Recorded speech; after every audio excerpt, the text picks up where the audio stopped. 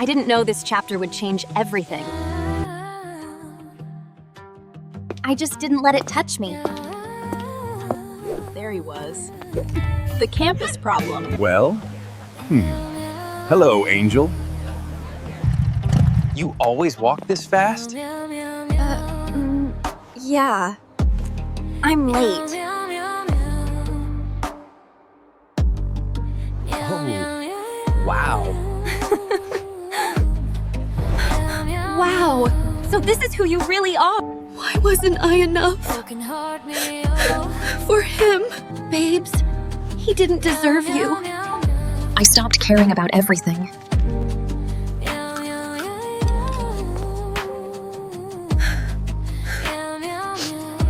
No more crying over him. I'm done.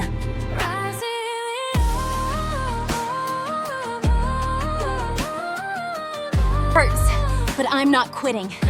Scarlet? Damn. Wait, Scarlet, please let me explain. I rebuilt myself. Scarlet, I'm sorry for everything. It's okay, Jackson. And I threw it away. I didn't just move on, I leveled up.